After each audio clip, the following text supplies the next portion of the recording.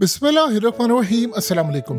7 से 8 सितंबर को 2025 खूनी चांद लगने वाला है और हैरान कुन तौर पर दुनिया में जब खूनी चांद होता है तो इसमें सिर्फ साइंसी पॉइंट ऑफ व्यू को देखा जाता है या पहलू को देखा जाता है, लेकिन ये खूनी चांद आज तक जितने तारीख में यहूदियों के जितने खूनी चांद आए हैं ये उससे कई हजार गुना ज्यादा खतरनाक इवेंट्स होने वाले हैं यहाँ पर, और हमेशा से जो मामला समझे जाते हैं उससे ज्यादा खतरनाक है। देखिए, कल नेतन्याहू आया, उसने आकर पूरी तरह ईरान की कौम से खिताब किया, वो पहले भी करता है, लेकिन अब आकर उसने कहा कि आप लोग सड़कों पर निकल आए, हुकूमत गिरा दें, हमारे हैं।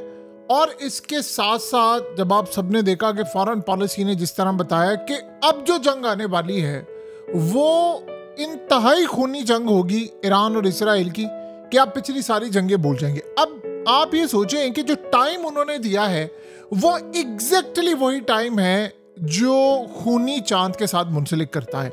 अब ये सारा सिलसिला क्या है और इस खूनी चांद के बाद पूरी दुनिया में खास तौर पर मुसलमानों पर कौन सा कड़ा वक्त आने वाला है और कौन सी बदतरीन जंगें इस वक्त छिड़ने वाली है, जरा आप समझ लें। और खूनी चांद का असल में सिलसिला क्या है और 4 खूनी चांद और 1 खूनी चांद, इसमें फर्क क्या है। देखिए, सबसे पहले समझ लें, इसको कहते हैं ब्लड मून।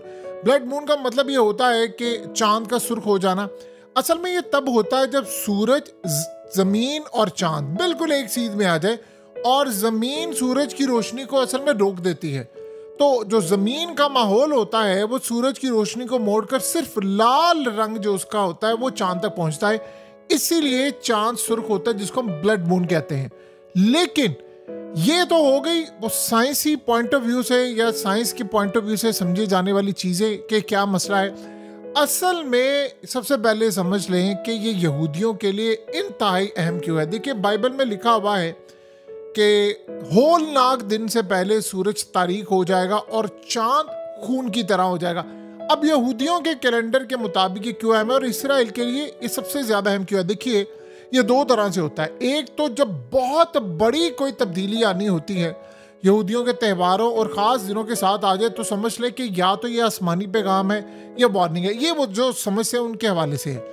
अब आप इसकी ज़रा एक ख़ास मिसाल ये समझ लें कि 1492 में इनको स्पेन से निकाला गया था और फिर उसके बाद आप ये देखें इनका अरूज होता है।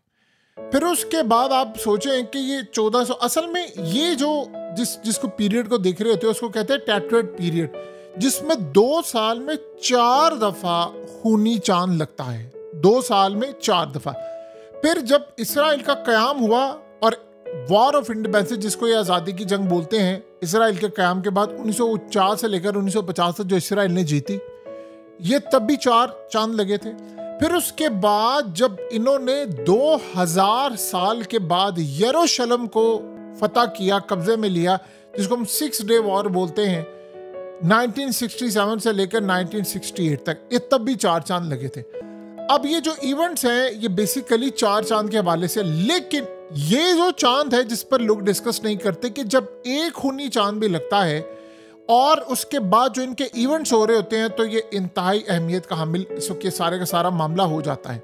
अब असल में क्या होने के लिए जा रहा है, जब आप एक भी, यानी इनकी जो रवायत के मुताबिक खास तौर पर सुर्ख चांद कोई भी हो, चाहे वो 1 दफा हो या 4 दफा, ये इसराइल के लिए बहुत बड़ी जंग का वक्त होता है। यानी जब ऐसा चांद लगता है तो समझ लें कि इसराइल और यहूदियों के लिए इतनी बड़ी जंग का वक्त है, इतनी बड़ी जंग का वक्त है। और वो ये यकीन करते हैं कि जब ये, यानी वैसे तो ये साल में होता रहता है, लेकिन जब ये ब्लड मून किसी जंग या इवेंट्स के दौरान या मामला जब खराब हो उसके दौरान आए तो आप ये समझ लें कि बहुत ज्यादा अहमियत का हामिल है। इवन के वो जो 4 खूनी चांद लगते हैं जो अगली दफा तकरीबन नासा के मुताबिक 2032-33 में होंगे, ये असल में सोच रहे हैं जो अब ये सारे इवेंट्स को देख रहे हैं कि 2032 और 33 ये वो टाइम होगा जब इसराइल पूरी दुनिया पर, जैसे आज अमेरिका का राज है, इसराइल का राज हो चुका होगा। दुनिया के अंदर बड़ी जंगें छिड़ चुकी होंगी, पाकिस्तान, इंडिया उस वक्त बड़ी तबाही का शिकार हो चुके होंगे, चाइना तबाह हो चुका होगा और रशिया, यूरोप, अमेरिका भी तबाह हो चुका होगा। तो दुनिया में एक पावर उभर कर सामने आ चुकी होगी, उसका नाम होगा इसराइल। जिंदगी में एक बात याद रखिएगा, जिस दिन इजराइली पावर में आएंगे, आप तारीख उठाकर देख ले, आप किताबों को उठाकर देख ले, दुनिया में इतना खून बहेगा, इतना खून बहेगा कि आप उसका अंदाजा भी नहीं कर सकते। ये हमने गजा से देख लिया, तो सिर्फ ट्रेलर है। सोचो जब ये पावर फुल में मजीद आ जाएंगे, जिसे पूरी दुनिया को मैनेज करेंगे, तो कितना नुकसान होगा। अब आप जरा सिनेरियो को जरा चेक कीजिए कि क्या है। इवेंट्स को आप देखिए, ये सितंबर 7 और 8 सितंबर को लग रहा है।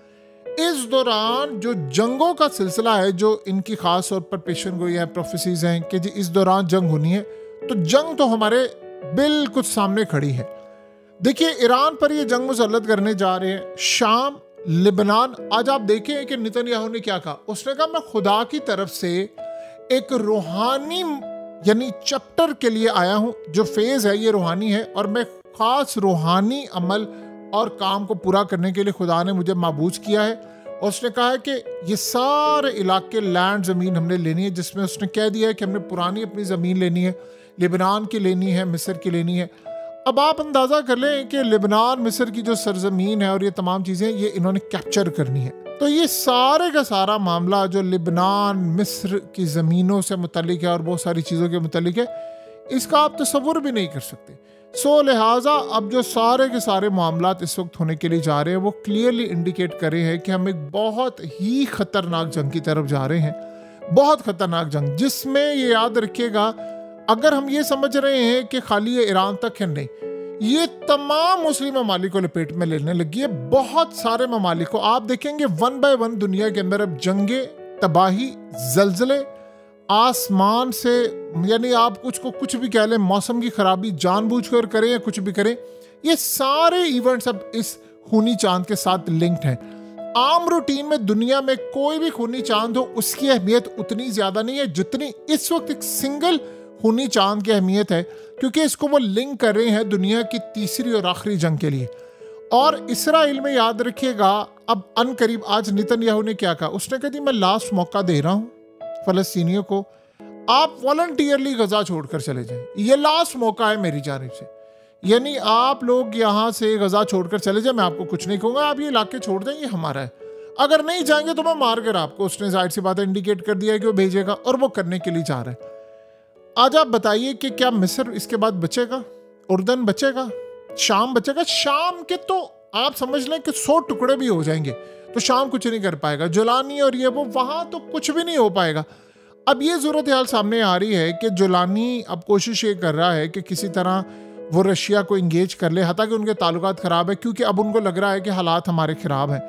और इस वक्त अगर आपको पता, बेसिस आज भी रशिया की उधर है, लेकिन वो एक्टिवेट नहीं है पूरी तरह जिस तरह पहले हुआ करती थी। तो उनको ये लग रहा है कि इसराइल से बचाने के लिए हमें अगर कोई मदद कर सकता है तो सिर्फ, क्योंकि तुर्की ने तो मदद नहीं करनी, तो हमें ये मदद कर। इसके बाद जाहिर सी बात है तुर्की का नंबर है। तो ये जो खूनी चांद के साथ सारे इवेंट्स हैं, ये समझ रहे हैं इजरायली की अब हमारी इब्तिदा, और वो ये बिलीव करते हैं इस बात पर कि हम लोग, जैसे आपको पता नेतन्याहू ने कल क्या कहा, उसने सामने गिलास रखा हुआ था और जग रखा हुआ था, बुक्स रखी थी, तो उसने गिलास के हवाले से उसने कहा, जी ये जो पानी है हमारे पास, जो ईरान के अंदर पानी आता है वो फिल्टर नहीं कर पाते, रिसाइकिल नहीं कर पाते। हमारे पास ये कैपेसिटी है कि हम 90% अपना पानी रिसाइकिल कर लेते हैं, जो भी गंदा हो इस्तेमाल करते हैं हम उसको रिसाइकिल करने की। तो ईरान में पानी नहीं है।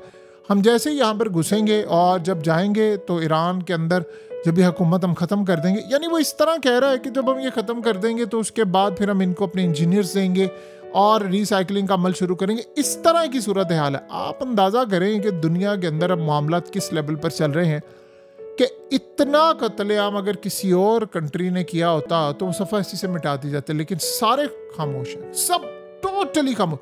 ये जो अक्सर औकात हम देखते हैं ना कि बड़ा खुश होते हैं, ऑस्ट्रेलिया में एहतजाज हो रहा है, यूरोप में हो रहा है, ये एहतजाजों से इसराइल को कोई फ़र्क पड़ता है? वो कहता है यार 8 अरब 8.25 अरब की आबादी सारी आ जाए सड़कों पर, मेरा आप क्या उखाड़ लेंगे, मुझे क्या फ़र्क पड़ता है? मुझे फ़र्क तब पड़ेगा जब ईरान की तरह के मिसाइल गिरेंगे, या किसी की एयरफोर्स आकर मुझ पर हमला करेगी, या मिसाइल, या कोई फौज उतारने की बात करेगा, मुझे फ़र्क तब पड़ेगा। मुझे आपके एहतजाज से, आपकी गुफ्तगू से बल्कि वो खुश होते हैं कि आप बयानात ही देते रहे ताकि हमारा काम चलता रहे। तो अब ये जो खूनी चांद आने वाला है, इसके बाद दुनिया में अमन नहीं होगा। ये आप ज़हन में रख लीजिएगा। ये आप डेट 7 से 8 सितंबर आप याद रख लें। इस खूनी चांद के बाद दुनिया की जो तबाही होगी उसका आप और हम तसव्वुर भी नहीं कर सकते। और आप वो भूल जाएं जो दुनिया को बताया जाता है कि 4 खूनी चांद 2 साल में लगेंगे तो कोई इवेंट्स होगा, नहीं। इसके साथ उन्होंने इसको लिंक किया हुआ है कि ये हमारा टाइम है, इवन के टाइम ना भी हो तो भी वो तबाही करने के लिए तैयार है कि ये हमारा इवेंट आ गया, खूनी चांद का वक्त आ गया। 7 से 8 सितंबर है, उसके बाद आप देखेंगे फिर क्या तबाही, आप अपनी आंखों से देखेंगे अगले चंद महीने के अंदर पूरी दुनिया में कितनी तबाही होगी। और इंडिया पाकिस्तान की भी जंग बिल्कुल सर पर खड़ी है और खूनी चांद खून में नहला देगा पूरी दुनिया को।